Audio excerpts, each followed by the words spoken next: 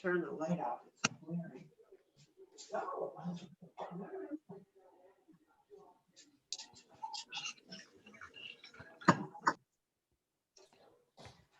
We will give it one more minute and then we will get started. Thanks for your patience, everyone.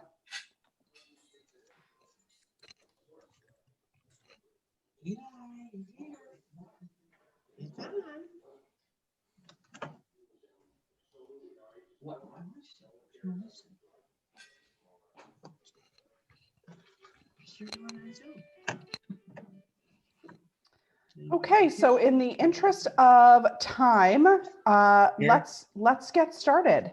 So welcome everyone. My name is Lori Field, and I am an Associate Executive Director at the JCC and also the Director at Camp Seneca Lake.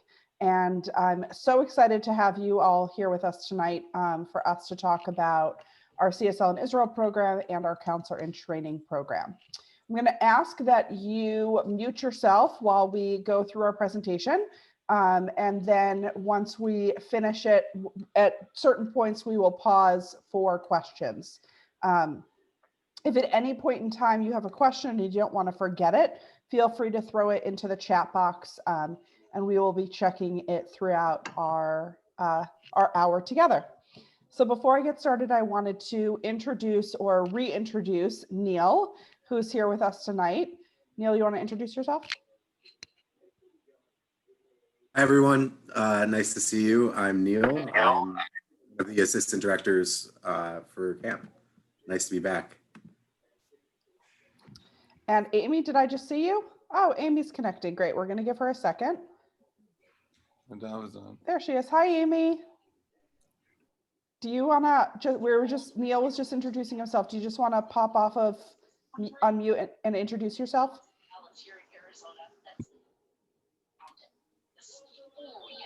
Hi. So that was a cat. So I'm Amy. I'm the assistant director of camp operations. Do like a lot of registration and background paperwork. I moved here like a year ago. I've been at camp for 7 summers. What? What else did Neil talk about? That's it. You gave more than everybody else. So Great. Awesome. Perfect. Great. So our goal for tonight is to go over a couple of our programs, our CSL and Israel program and our Counselor in Training program.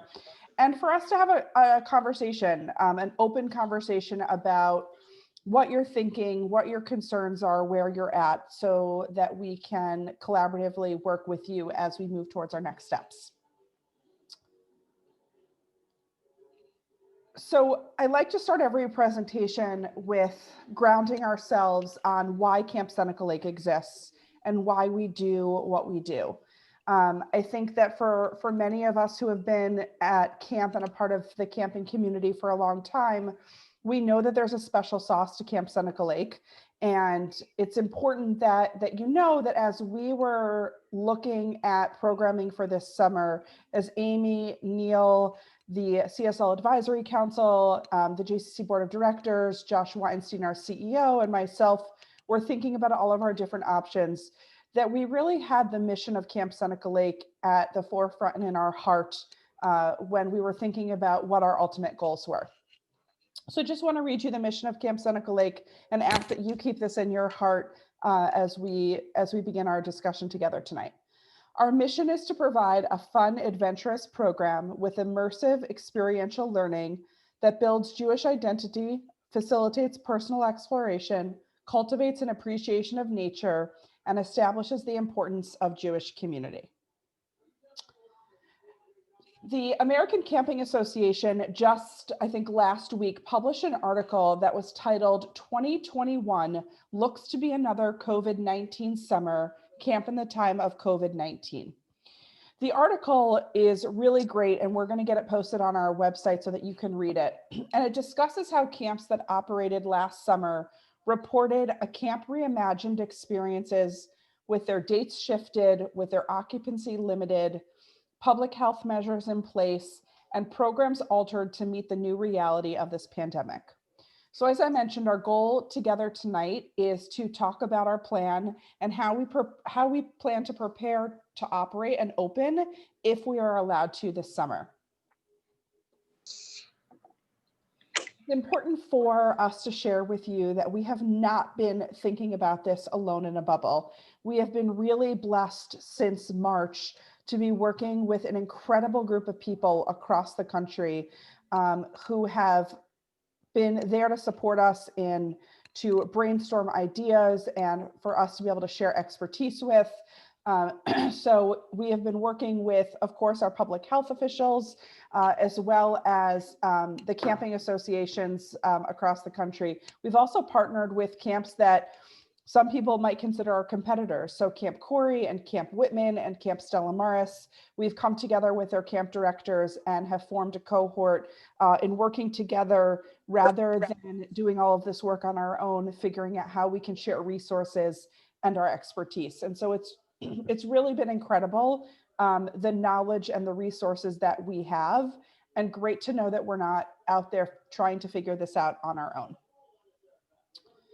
So the data that was released through the American Camping Association suggests that camps that successfully prevented and mitigated COVID-19 used multiple strategies that include masks, cohorts, distancing, frequent hand washing, and enhanced sanitation. And we're expecting additional insights over the next couple of weeks as they release the analysis of the data from the American Camping Association Camp Counts 2020 survey that was conducted last month. So while we have begun to outline our concrete plans for summer 2021, I would say that most of our specific strategies are still in development and are absolutely subject to change. There's a lot of camps that decided not to open registration yet. They're waiting a couple of months. They want to see what the research says. They want to see where COVID goes. But we really felt strongly that for our community, we wanted to start the conversation now. We wanted to start to prepare now and be ready to pivot if we needed to, rather than waiting and racing towards the finish line. So what does this mean for camp? And when I say camp, I'm referring a little bit to Israel, but mostly right now at this moment for being physically at Camp Seneca Lake on our property. So we are going to be able to accommodate 158 campers per session, with our youngest campers entering 4th grade or 9 years old by June 1st. This, unless you have younger kids, doesn't affect you, but we did age up camp so that our senior campers and your campers, or those of you who are on the call who are our campers, were able to have that transformative experience in 2021. So we know that our campers will be in the same age cohort as they were in 2020. We know that we're going to need to have pre-arrival policies for all of our staff and campers that will include COVID-19 testing of some sort, but we don't know exactly what that's going to look like yet. We are, over the next couple of weeks, going to be putting together a COVID-19 medical task force. Back in March and in April, when I started working with Camp Seneca Lake, we realized that we needed a group of experts to help support us. And so we had some of our fantastic camp doctors and nurses and physicians within the community who are supporters of Seneca Lake come together to help us really understand from the medical perspective the decisions that we were making. And so we're going to do the same. I feel really confident that Amy, Neil, and I know how to make really great decisions when it comes to camp, but we are not medical experts. And so we are going to collaborate in things like, what does COVID-19 testing look like? Are people going to be allowed out of camp? What is our cohorts going to look like? We know we're going to have to work on those things, and we're going to lean on our medical experts to help us with the details. We know that masks will be a part of camp, but we need to wait until we get guidance from the Department of Health as to what that looks like.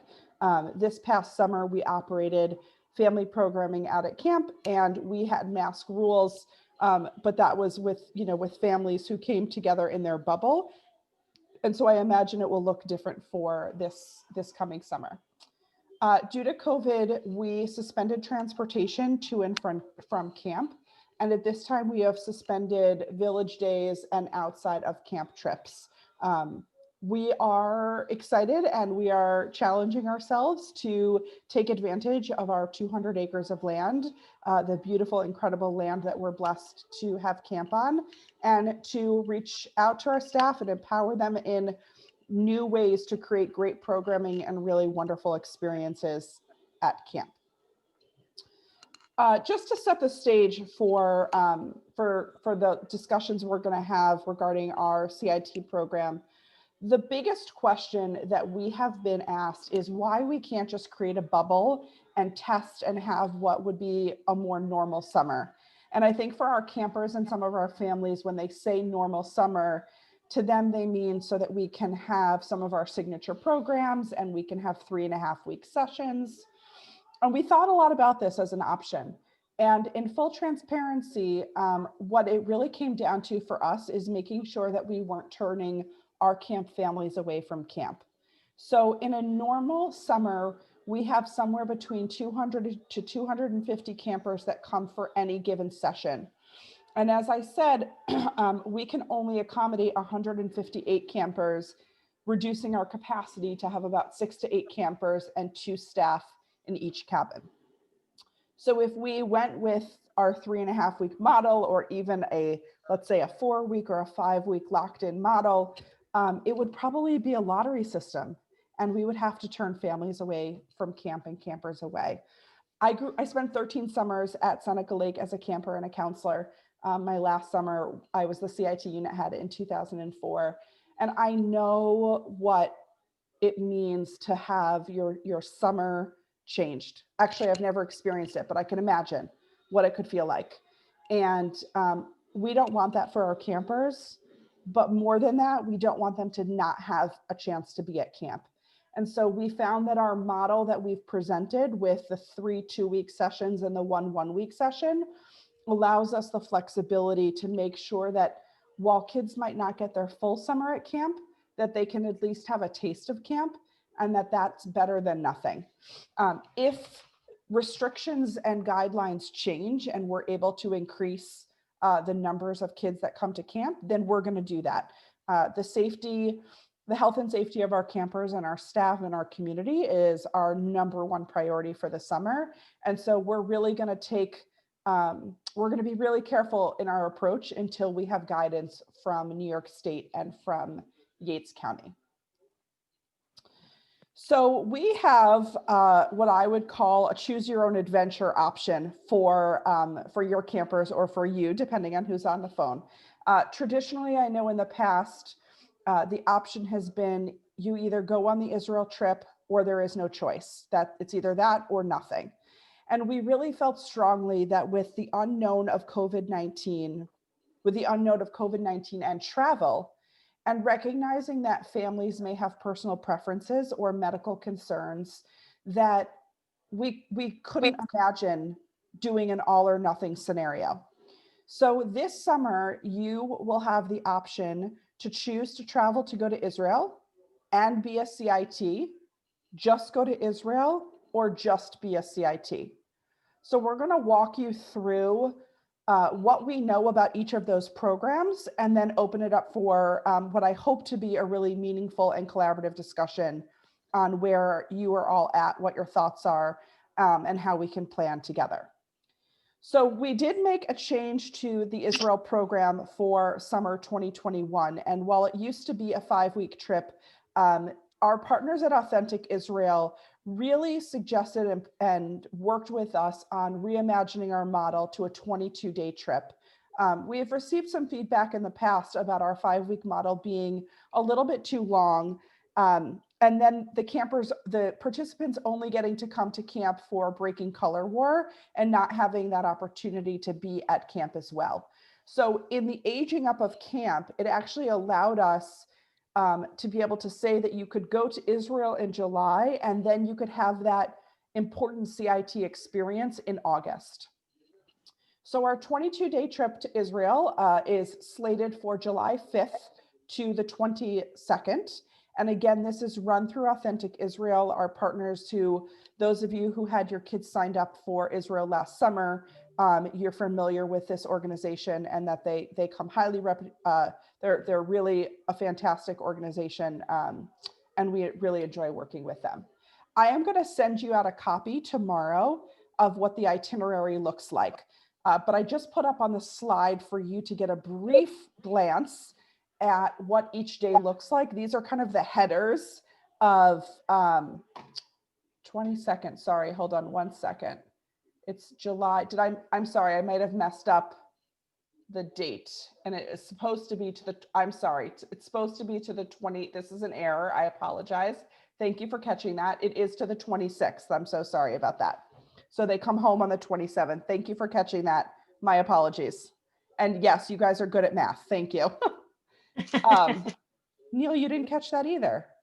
It's okay. Thank you for accepting us as we are. Sorry about that.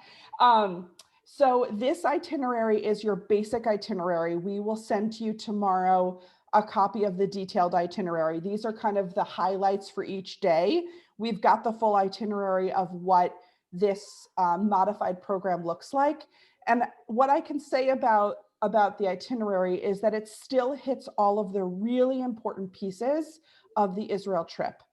So while it's condensed, we feel really confident that the goals and the reasons why we want to send our children and our young leaders to Israel, they will still accomplish those goals. And being able to then come back to Seneca Lake and take this really incredible transformative experience and put it into being put into a leadership opportunity at camp and to learn and grow, we really believe is a wonderful combination. There are a good majority of camps, this is the model that they use, that they combine their Israel and their CIT program together. And so we're excited to give this a go and a try. So this is the second half of the itinerary. And again, don't feel like you need to write this down. We will get you the full itinerary tomorrow morning in email. So as you know from last year, there's different price points to the trip based on how many kids go on a bus.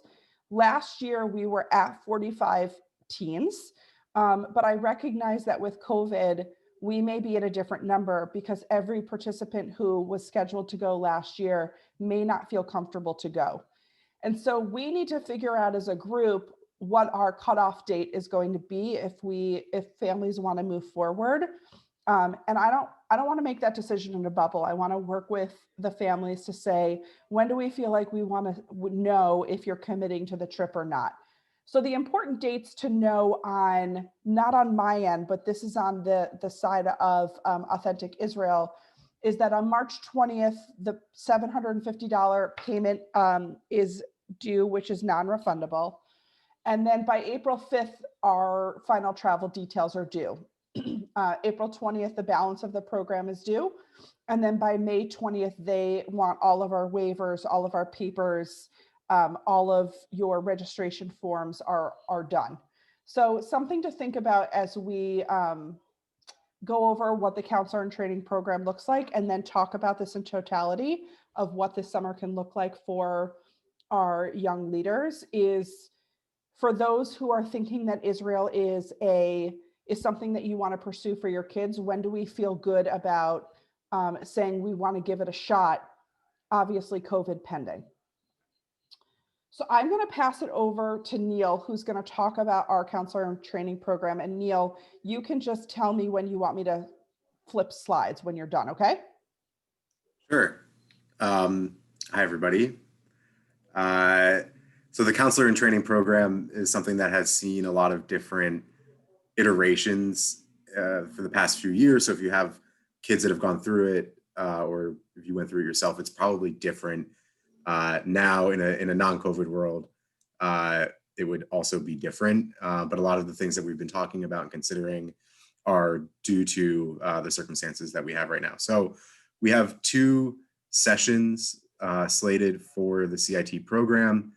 As Lori mentioned, if you opt into the CSL and Israel trip, then the session for you would be session 2. That would be after the trip returns. You can see the dates there. I wouldn't go a hard line on these dates right now, but it would be coming to camp shortly after returning from Israel. If you opt out of going to Israel, then the CIT session that is available to you is session 1, which would cover sessions 1 and 2 for like a regular camper. And the reason why we did this is that we want to make sure that there's space available for those people that opt into the Israel trip to have the CIT experience. So as of right now, session 2, the 3-week CIT program, is only available for those campers that are signed up, or for those teens that are signed up for the Israel trip. And if you just want to come to camp and be a CIT, then session 1 is for you. Hopefully that makes sense. I think you can move to the next slide, Laura. I don't remember off the top of my head what the next one is, so let's take a look together. Great, perfect. So what is a CIT? I'm not going to read the slide to you. You can read it as I talk along, but essentially the goals of the CIT program are to develop the leadership skills and the camper care skills that we want to see in our CSL staff when they are full paid staff, with the understanding that this is a learning and training program and a learning and training summer, and that CITs are not staff members, and that the expectations are very, very different. Due to, this might be on the slide in a moment here, but the Department of Health says that anybody who is not a paid staff member at camp has to be paying to be at camp. They have to be a paid participant, which is why there will be a cost associated with the CIT program to help us fall in line with the Department of Health regulations. But with that being said, the goals of the CIT program are to bring campers, or to bring like teenagers from that point where they were senior campers, where they had their culminating experience, and to transition them into staff members. The first few days of the session will look very different than the final few days of the CIT summer. There's a clear progression that we're going to try and achieve through a whole bunch of different programs and activities that we're going to talk about in a moment here. And ultimately, I was a CIT not at Camp Seneca Lake, but at the YMCA camp that I grew up going to. And that CIT summer for me was the most formidable. And that is something that I feel, someone's drawing. I feel passionate about the CIT program because it really sort of showed me that this was a line of work that I could see myself doing in the future. Day one of being a CIT, I knew that I wanted to be a staff member down the line, and that program really prepared me for what that job entails. And the CIT is going to have opportunities to work with and to learn from all of the staff members in camp and the CIT cohort itself. So we're going to talk about it in a moment, but the CIT directors, the assistant counselors, the unit heads, the specialists, the program area staff, et cetera. So what's included in the program here?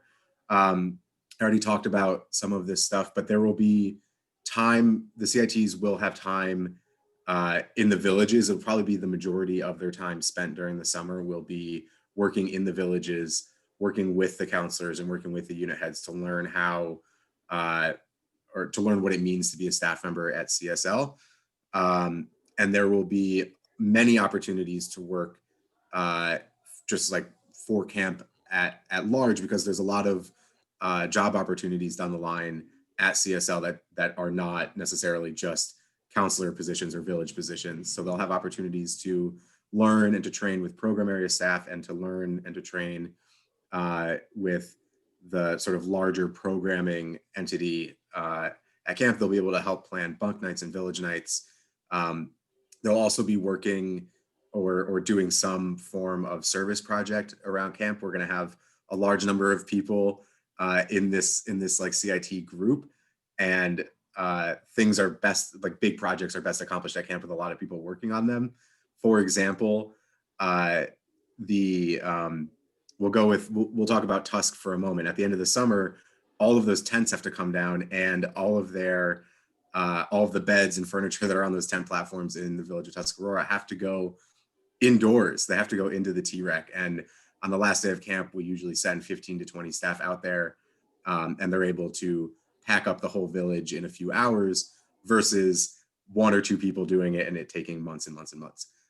So there's a lot of opportunity, especially this year, that camp will have essentially been mostly untouched for the better part of 2 years at the start of next summer. And there's going to be a lot of opportunity for us to do service projects together.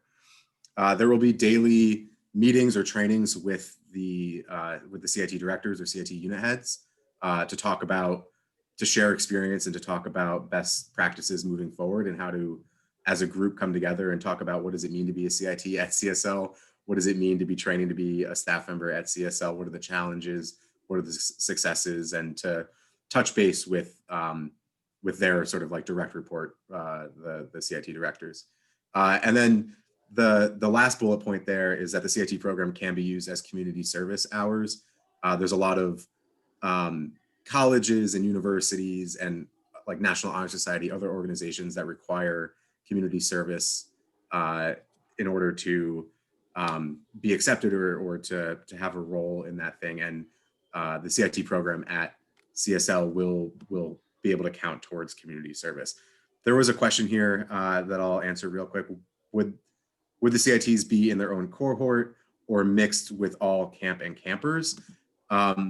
That's a tough, I don't have a good answer. I don't have a clear answer on that question. It sort of depends on what camp looks like when if we're able to open and under what circumstances we're able to open under.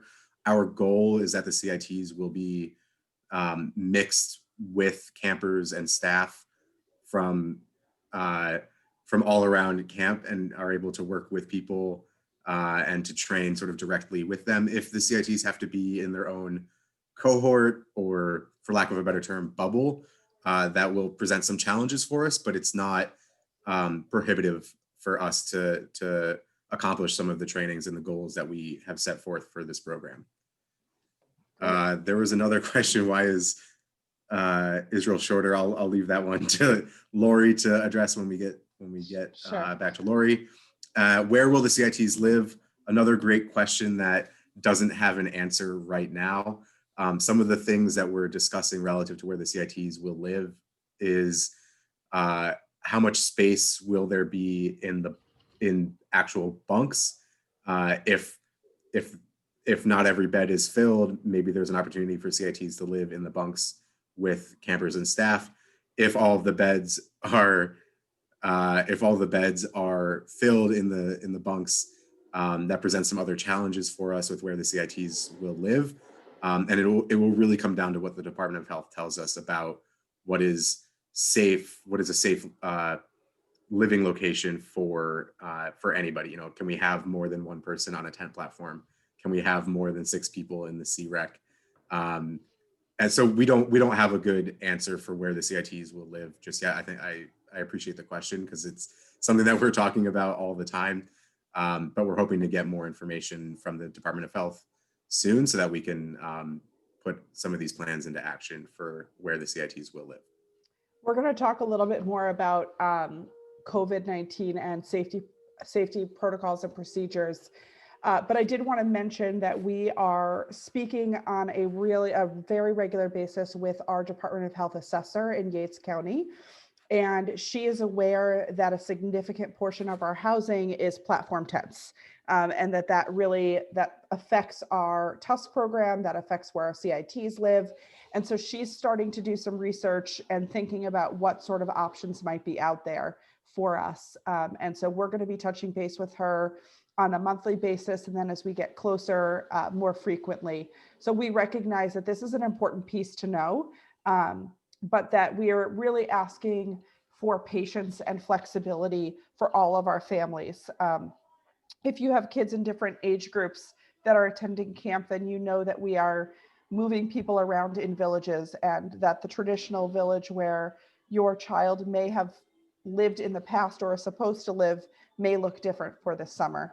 And while that changes that history, and that spirit of camp, we feel really confident that we can still bring that spirit through different ways, even if kids aren't living in the spaces that that define them. So I'm gonna let's do the Israel questions, and then we will move on to talking about a couple more things before we just open this up for conversations. So why is Israel shorter is a great question. For those of you who filled out the survey, and thank you in advance for doing that, one of the questions was about what the different options could look like for this summer. And it was go to Israel, skip Israel, or some sort of model in between. And based on the feedback that we got, and our ability to be able to age up camp appropriately, still make sure that kids were able to get their CIT experience and then move on to be counselors.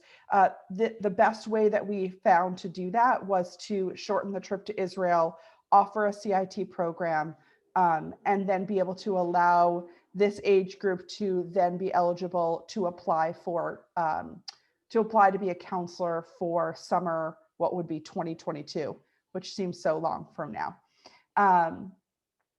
So for Israel, how is travel working around Israel? Are they supposed to travel together in a bus?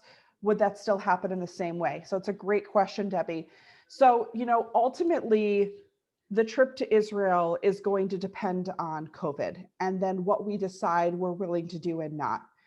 A lot of camps have put down their deposit. Our deposit transferred over for flights. So we've held our flights because we don't lose anything by doing it. We wanted to hold it so that we could create the space like tonight, this beginning conversations. A lot of the questions that we don't know the answers to yet are going to be, will the kids be able to sit together on the bus? Will we typically have one bus? Do we have to take 45 kids and divide them between two buses? I think that our authentic Israel partners feel that if those requirements are there, then most likely people are going to choose to not go on the program. So the hotel rooms where you have 4 kids to a room, if we aren't able to get our kids in a place where we feel safe having them in 4 kids to a room because things haven't changed, we might choose that sending our kids to Israel this summer isn't right for us. And these are conversations that we're having every day and that we really value now being able to talk with all of you, because you're the experts, you're the parents, and we really want to understand where your head is, which can be in a different place than your heart, and we recognize that. As a parent, I know that I often struggle with bringing those two things together. Will New York State make kids self-quarantine before going to camp or have a COVID test? So that's a great question, and that is going to be up to New York State. Part of what's difficult about all of this scenario planning is that we don't know what New York State and we don't know what Yates County is going to tell us. So we need to prepare for all of the different scenarios that we've seen. Yates County or Monroe County just changed, New York State, as you know, just changed our rules for our quarantine from the 14-day to now you can have testing done and then you can get into the state. So we need to just keep up with what New York State is doing, and help our families be able to implement whatever the state requires and the county requires if you're coming from out of town. What happens to our deposit if Israel goes into lockdown before the trip? That is a great question. That's when you get a refund. Is there a backup plan if they're unable to go to Israel? So Liz, fantastic question. And I think our backup plan right now is for the kids to be at camp to be a CIT. Right now in the situation, the way that we have the numbers worked out, and because of our housing concern, if we can't go to Israel, we would probably have kids put in their preference of whether they would prefer to come to session 1 or session 2. I know that takes away from the spirit and the connection of all of the kids being together, and we would do our best to honor preferences. But I don't want us to promise something that we can't hold to, which is trying to make sure that we have a safe place for all the kids to live until we get that word from the state and the county. And trust me, no one more than Neil, Amy, or myself would like to know what the state and county is going to say. We're just playing all the different scenarios and doing the best we can to come up with some plans. If no one signs up for CIT, will the program plan for Israel change at all? Beth, I'm not sure that I understand your question. Do you want to unmute and so I can better understand your question?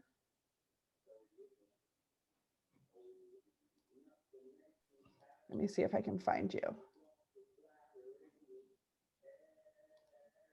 Beth, I just asked to unmute you. Okay, Okay. it's Hayden. Hi. Hi.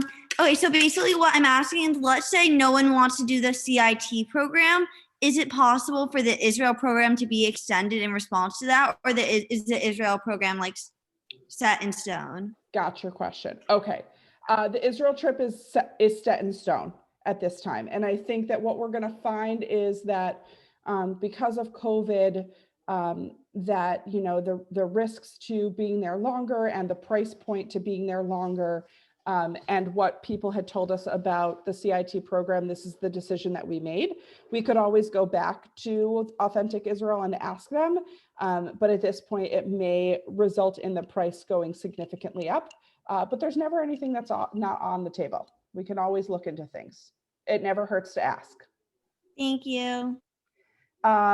Yes, so in response again to the question about coming back to Israel, I think your question is about COVID testing. And again, we don't know. My volume button shoots off. It's okay, I gotcha. We don't know what they're going to say yet. And so we need to be prepared to be able to support COVID testing in any scenario. I think that that one of the reasons that we are so excited to be able to put together this COVID committee is so that we have all the resources that we need in place to be able to support testing wherever our campers are. Beth, your question, question of will we get a refund if we can't go to Israel? Do you mean if you can't go to Israel because of COVID? Wait, what? Hayden. Oh, if we can't go to Israel because of COVID? Yeah. Are we getting? Yeah, no, like let's say if we can't go to Israel because of COVID and we don't want to be CITs, is it in that backup option is only CITs? Also, in terms of the backup option, that's more what my question was asking. Is that still up for question? Like, is that still to be determined if Israel can't happen? Or is it definitely if we can't go to Israel, we're going to be CITs? Yes, if you can't go to Israel, the option is to be a CIT at camp. I don't think, because we are not running local travel programs outside of Camp Seneca Lake, we're not prepared to be able to run additional programming that is out of camp at this time. Pauline, if teens keep the same 3 roommates for the whole trip as a pod, would that make 4 to a room viable? It totally could. So I brought up the question about having 3 to 4 kids in a room, and I was like, should we have 2? And our partners at Authentic Israel were not worried about this the way that I was. And said that we shouldn't make changes to our hotel reservations or to the amount of rooms that we needed. And exactly for what you said, that was their thought. Eric, great question. What if you all get sick in Israel? So this is where our partners in Authentic Israel would step into place. This is where our staff that are there would step into place and help to make sure that we're either able to get you back home once you've tested negative and that you're in a safe and comfortable place. And so we'll do everything that we can to keep you healthy and safe while you're traveling and hope that that doesn't happen. So I'm going. Lori, there's a question here from, there's another question here from Debbie about what if all decide to go to Israel and all want to be CIT's second session, does that work? Yep. And I can answer that. And the Go right answer ahead. is yes, it does work. And that's part of our number breakdown when we were figuring out how much space we had and how many people we could accommodate. We sort of looked at if everyone that was signed up for Israel opted in to go to Israel, could we have them at camp? And the answer is yes. So no one would be excluded from the CIT program because of like space concerns. anyone that signed up for CSL in Israel is able to sign up for the Session 2 CIT program. With that being said, there may be some additional people not in this age cohort that end up being CITs, perhaps people that are a year older that maybe decide that they're not ready to be a counselor yet, or can't commit to a full summer and still want to come be a part of what we're doing. There may be some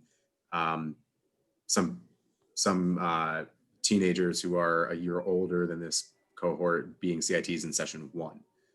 But yes, there is enough room, and part of our plan here was to give all of you an option, or to give you as many options as we could, because we understand that COVID has brought a lot of hardship in a lot of different ways, and going to Israel might not work for you, and going to camp for 4 weeks might not work for you. So that's the answer, and we can move on. So Donna, we're going to get to your question in a few minutes. So hang tight with your question about the cost. So when Neil was finishing describing the CIT program, the last thing that he talked about was the CIT program being able to be used as community service hours. And we wanted you to know that one of the things that we are looking at, recognizing that all of our oldest campers are aging up and maybe missing years that they thought that they were going to have at camp. We are in the very beginning stages of creating a young alumni resource network. And for us, anyone who has finished their camper years at camp is now an alumni. So you may work at camp and still be alumni. You may decide that summer 2021 is not for you, and you are considered an alumni to us. And something for you to know, as you're just thinking about what this next phase looks like for you at camp and beyond, we want you to know that we're working on a year-round program that is a place for our young alumni, our high school students leading into college, our college-age students, and even beyond, to put together a network to support you through those phases of your life. So we'll be putting together programs, of course, for socialization, connections to CSL alum. So when you're looking for looking at colleges, that if you're looking at a specific college, you could find out if there's a CSL alum that's currently at that school or went to that school, and you might be able to connect with them, all the way to you are looking to become a lawyer and want to connect with a CSL alum who studies family law. We're going to be working on Tikkun Olam and Tzedakah projects. Neil has just kicked off a group of about 15 young alumni between the ages of 18 to 35 who are working on a plan for Giving Tuesday, working with our community via social media. And then there is the employment opportunities and career development. And so those employment opportunities may be through CSL and through the JCC, and it may be that we're helping you find your next best job somewhere else.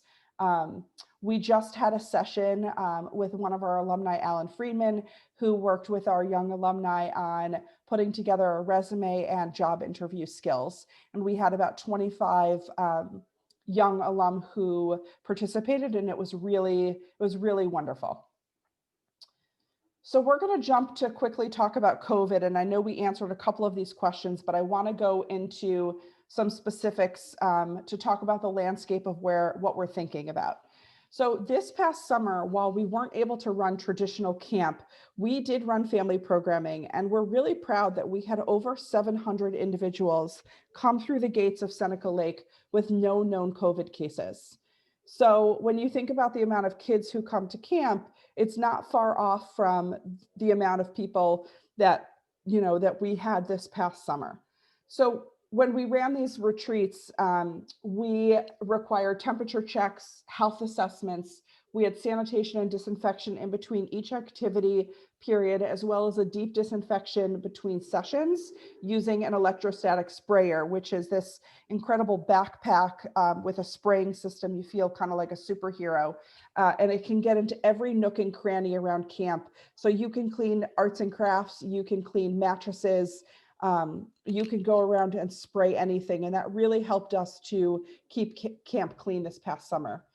So while we know that the landscape is going to change, we are going to continue to learn about best practices for protocols. Our plan for this summer is to focus on 6 different things. There's camper safety, staff safety, hand washing, cleaning and disinfection, reasonable contact reduction, and symptom management. Our plan for this summer is to add in additional medical staff to make sure that we are prepared to keep our camp clean and to handle symptoms that come in the form of a triage, so we know which kids need to be tested and which kids just need to go and get Cepacol for a throat that hurts that isn't COVID. Sorry about that. My camp phone was ringing. We are also going to continue to work on improving our facilities around camp. So this allows us the opportunity to be able to add in some additional water fountains. The water fountain right at the office is a drinking water fountain, which we know we can't use anymore. So we'll be getting new water fountains where you can use your water bottles. We'll be working on adding in additional hand washing stations and places for our hand sanitizer. But again, we had a tremendous amount of kids at camp this summer, and we were really impressed with their ability to follow rules and to help us keep camp clean. So back to our question about finances and rates. So the cost of the CIT program, we're asking people to put down a $500 deposit, which is fully refundable until we receive notification from the state and the county that we can open camp and determine the cost of the program based on housing. So there's a scenario in which we may bring in additional housing, create housing spaces that don't currently exist. There's no guarantee and no promise, but there are things that we're working on. So all deposits for camp, no matter what program you are signing up for, everything is going to be refundable with no questions asked until we get this notification. Once we get the notification from the state and the county, we will put together an updated operating playbook. We will have Zoom sessions to let you know what, if anything, has changed about camp, and then allow you the opportunity to decide if you want to keep your child enrolled in camp or pull out. If you want to pull out, that deposit comes back to you, no questions asked, and your camper will be welcome back the following summer or have the opportunity to apply to be a staff member. If at that point you decide that you want to proceed with camp, then we would at that point roll out what our next kind of refund policy looks like. In full transparency, we haven't figured it out 100% yet what all of the what ifs are. And that's our next step, is that we need to work on, what happens if, God forbid, camp closes, making sure that families get refunded for weeks that they weren't able to attend camp. So at that point, when we give you all that information, we'll start to collect money for you to pay camp. And we will work with you and be flexible. We understand that writing checks for camp is easier when it's spread out through a long period of time, and more complicated when you have to write 1 or 2 big checks in a short period of time. And so we will work with you to be flexible. We recognize that camp is expensive and is a big investment for your family without COVID. And now there's COVID, and that's put additional challenges on all of our lives. And so we will work with you to figure out a payment plan that works. But for right now, it's really no harm, because that deposit will be given right back to you. Just some additional things to know about our finances. So as you can imagine, COVID-19 has really impacted our finances significantly. And we've had to make some really difficult decisions in order to ensure the financial viability of our JCC and CSL. So we had to make a couple of changes. And one of those was that we are no longer able to offer member JCC discounts to non-Rochester JCC members. And the decision to make this policy, to change this policy, was really challenging, because we knew that it would affect a lot of our families. And while we have historically honored out-of-town members, JCCs were never covered the difference. So most JCCs are not in a position to be able to subsidize enrollment at a camp that doesn't contribute to their revenue. And we actually had a really wonderful conversation with Rick Zakalik, who is the outgoing CEO of Buffalo, to talk to him about this problem. And he understood this moment in time that we had. But for the CIT program, there is no difference between a member and a non-member rate. This only affects you if you have other children who would be attending camp. This summer, we are not going to be able to offer sibling or refer a friend discounts. Again, as we already mentioned, deposits are fully refundable. And if you are applying for financial aid for scholarship, we still have that program available. The one thing that we're doing differently this summer is that the financial aid application will be available November 1st through December 31st. And then we will review the applications and award the scholarship. Of course, we understand that things come up and that there's situations where a tragedy may happen in May or June, and we don't want that to impact your camper from not being able to come to camp. And so, of course, we would be able to work with you, and we just want you to communicate with us so we can best support you. Liz, we're thinking that it would be an extra $300 at the most is what we're thinking. So it would probably bring us up to $800, about $200 a week around there to be able to attend. Neil or Amy, do you want to jump in and talk about what the program has costed in the past and about why we have needed to reimagine the price structure? Yeah, happy to. Historically, like I mentioned before, we haven't really had a CIT program that looked like this, but this age groups program has cost between $500 and $1,000 in the past.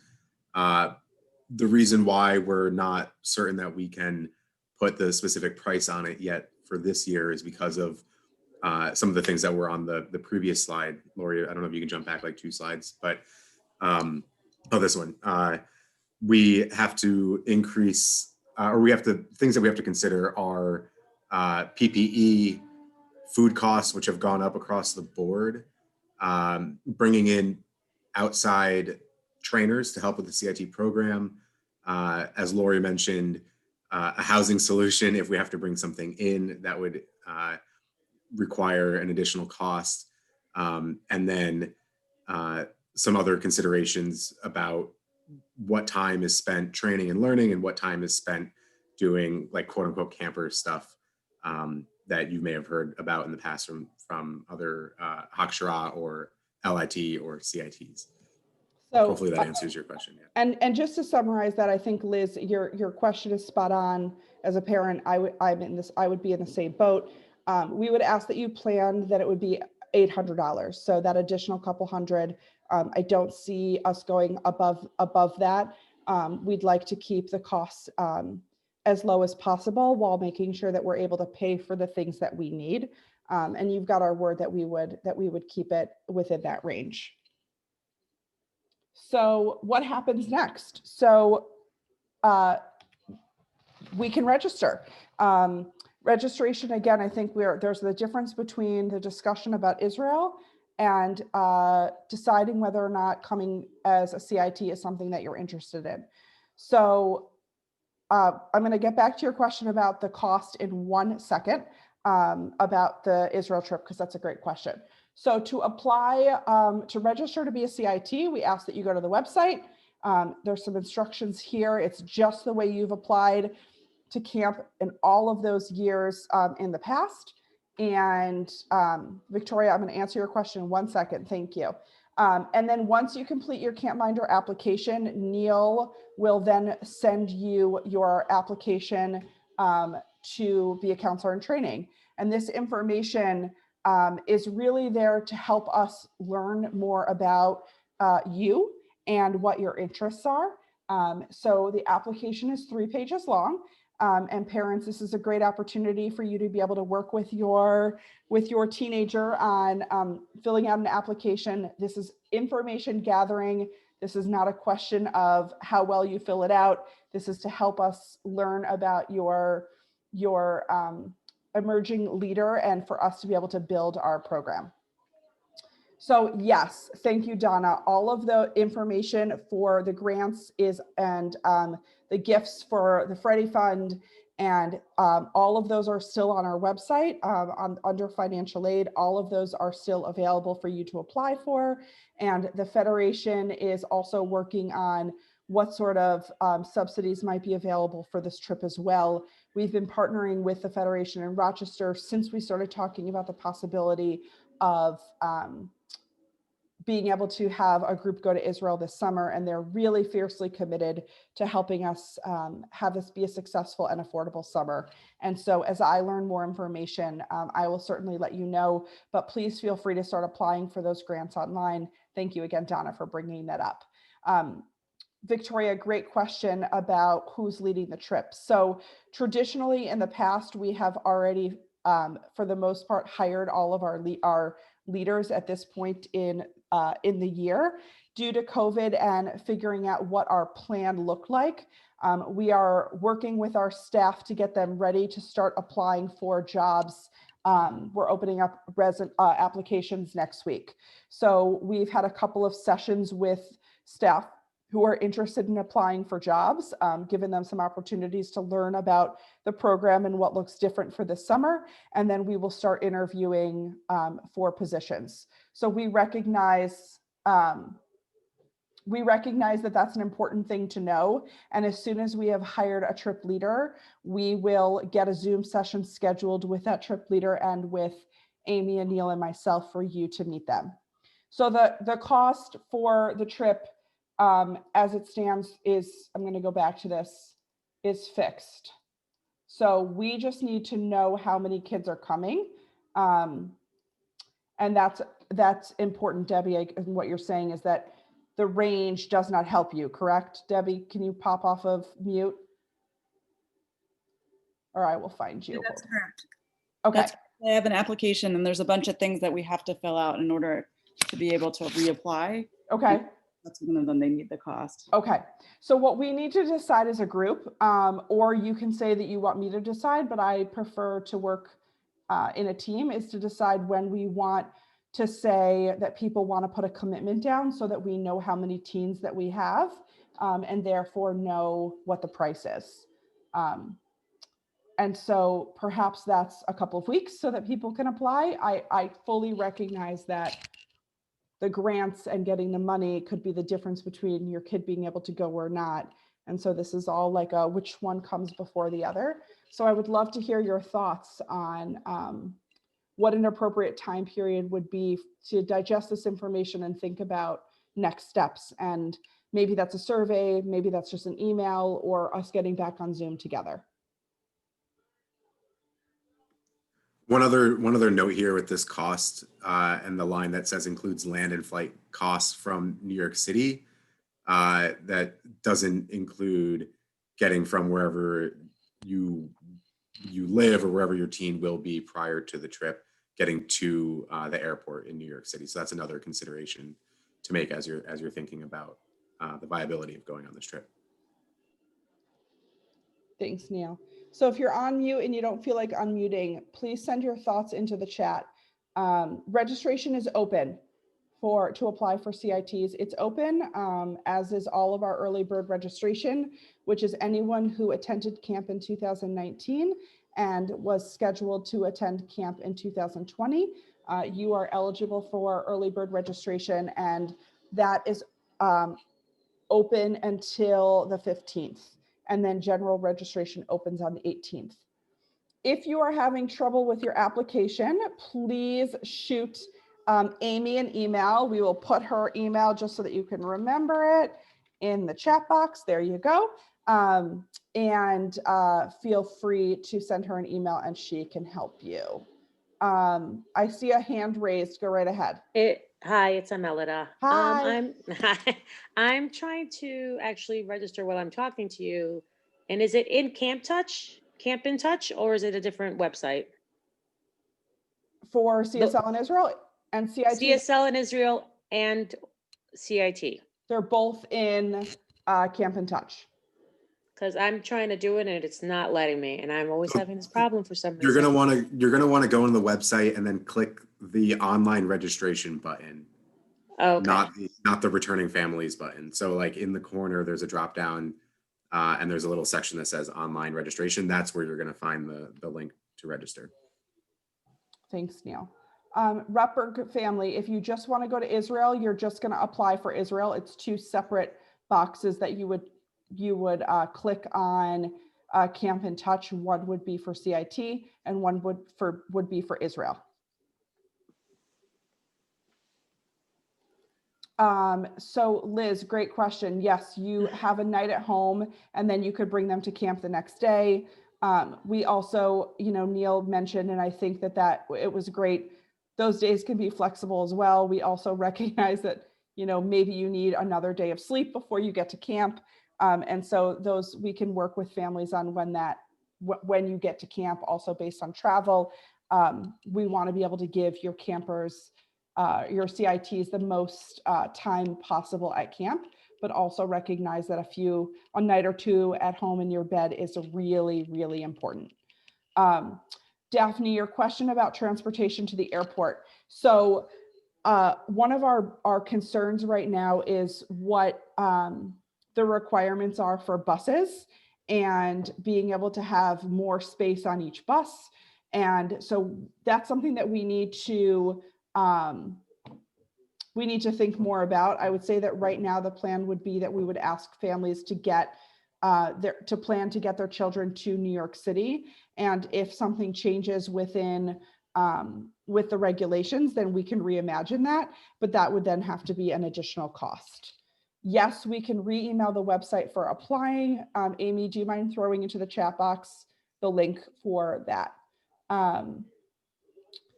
So Emily, the timing would be in conflict with current New York State travel regulations. How are you thinking about that? Are you talking about what they currently just came up with needing a couple of days to quarantine and to test? Okay.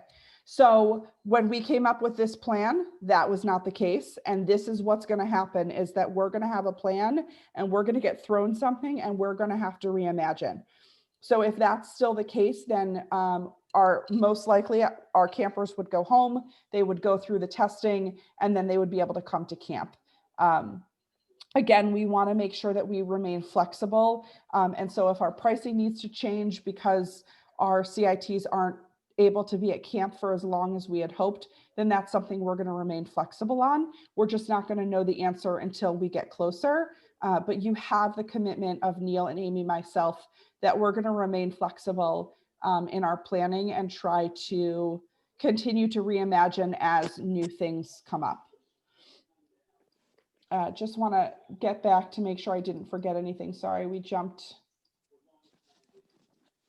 So this, again, this is the application, which Neil will get to you. And here we go. Here is the registration for CSL in Israel, which Amy just put into the link. So you don't even need to follow what I have here. You can click on the link. So I appreciate you letting us get all of this out on the table. We know that there's no perfect solution to this and there's no perfect answer. And we recognize that it's really important that our kids be able to have a meaningful summer and a meaningful program, but that they also keep safe. And so your feedback, your thoughts, things that you're looking for from us, all of that would be really helpful as we continue to fiercely commit ourselves to planning for this coming summer. Feel free to unmute yourself if you have anything you want to share, questions, thoughts. Otherwise, you can throw it in the chat.